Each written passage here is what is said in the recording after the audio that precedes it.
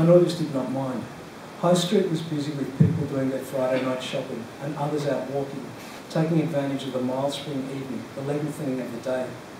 He did not know the coffee shop that Aisha had chosen, and when he first arrived, there had been a moment of embarrassing social confusion. A young couple were headed for the door, just as his hand had reached the handle, and he had assumed, had not doubted at all, that they would make room for him to pass. However, the man who was in front did not yield, and he and Manolius had bumped into one another. Neither had been hurt, but they had looked at each other in momentary bewilderment.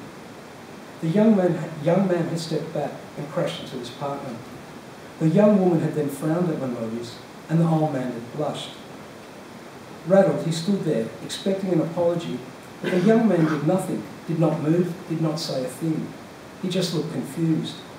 "Excuse me," the woman had finally said sharply, "an order, not an apology," and Manolius stood aside to let them pass. Out in the street, the young man had turned back to look at Manolius once again. His face still wore that baffled expression. Manolius took a seat at the back of the busy cafe and ordered a cappuccino. It would be too milky for him, but it was the one English coffee he liked to drink. It arrived promptly. He thought back to the incident at the door. Manolius was almost certain that the young man had wanted to apologise to him, that he was even forming the words, when his girlfriend rudely swept him aside. If Kula, his wife, had been with him, she would be still complaining about their rudeness and selfishness.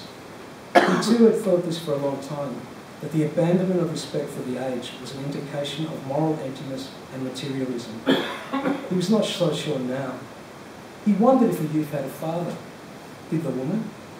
When there was no father, one did not learn respect.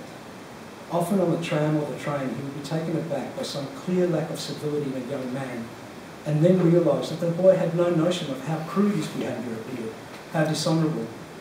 As for the girls, they seemed distrustful of any adult. It used to anger him. It used to want to make him grab hold of their ears and punish them. He no longer felt that way. Now he felt pity for them.